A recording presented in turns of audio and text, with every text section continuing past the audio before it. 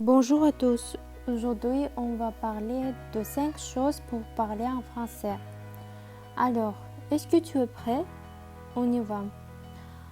Сәлем достар, бүгін біз сіздермен француз тілінде сөйлеуге 5 қадам, яғни күнделікті 5 әрекет туралы сөйлесетін боламыз. Француз тілінде сөйлеу үшін қандай біз 5 әрекетті жасасақ болады?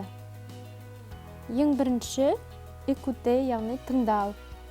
Сіз күнделікті уақытыңызды француз тілінде материалдар тыңдауға бөлсеңіз болады. Қазіргі уақытта бізде мүмкіндік өте көп. Өзіңізге ұнамды тақырыпта YouTube-тан немесе басқа да сайттардан аудиоларды, подкасттарды тауып алып тыңдасаңыздар болады. Немесе аудиокнигалар ВК-да өте көп. Соларды тыңдауға кеңес берер едім. Жалпы күнделікті аз болса да, бірақ тұрақты түрде француз тілінде жаңа материалдар тыңдап тұру керек. Екінші, parler, сөйлеу. Мен Францияда тұрмаймын, қалай сөйлеймін деп ойлауларыңыз мүмкін. Бірақ та біз бір тілді үйреніп жүрген болсақ, өзімізге языковая среда қалыптастырып алуымыз керек. Ол қалай? Сіз өзіңіздің достарыңызбен, осы француз тілін үйреніп жүрген солармен сол тілде сөйлессеңіз болады, немесе WhatsApp, Instagram желілері арқылы Франциядағы тұратын адамдар тауып алып, солармен де коммуникация құруларыңызға болады. Студенттер бар, әртүрлі француз тілінде сөйлейтін. Ең бастысы, тіпті егер мүлдем болмай жатса, сіз өзіңіз осы француз тілінде сөйлессеңіз болады. Мысалы, бір жерге бара жатырсыз, вокзал қайда демеңіз, өзіңіз ойлаңыз, ойша, où est la gare деген сияқты сол сөзді ойыңызда аударыңыз және айтыңыз өзіңізге. Үшінші, écrire, жазу.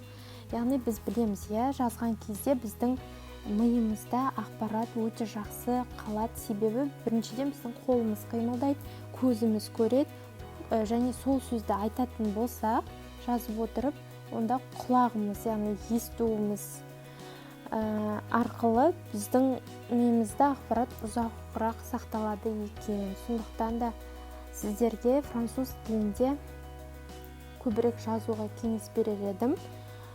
Сіз күнделік жүргізсеңіз болады, немесе күнделікті сөздер жаттап жүрген болсаңыздар, сол сөздеріңізбен сөйлем құрап жазсаңыздар, өте керемет нәтижеге қол жеткізесіздер. Менің өзімнің практикамнан алынған нәрсе. Төртінші, réviser, яғни қайталау. Тұрақты түрде өткен материалдарыңызды, грамматикалық ережелерді қайталап тұру өте маңызды. Себебі адам бір нәрсені жылдар бойы оқуы мүмкін, бірақ егер қайталамаса, ол ұмытып қалады.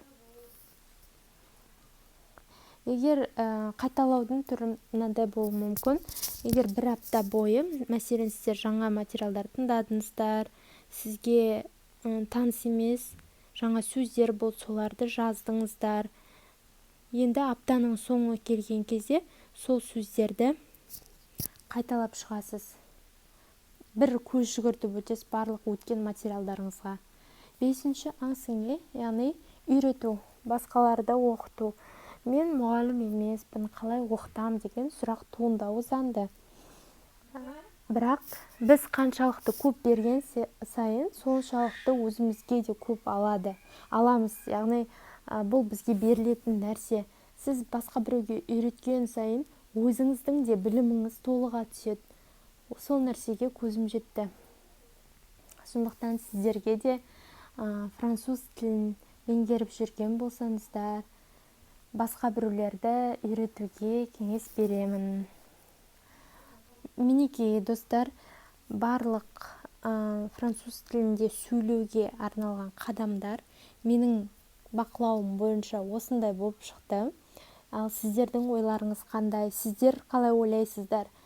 Француз тілінде сөйлеу үшін немесе жалпы тек қана француз емес, шет тілінде сөйлеу үшін адамға қандай күнделікті нәрселер жасап тұру керек, сол туралы ойларыңызбен комментарийда бөліссеңіздер болады.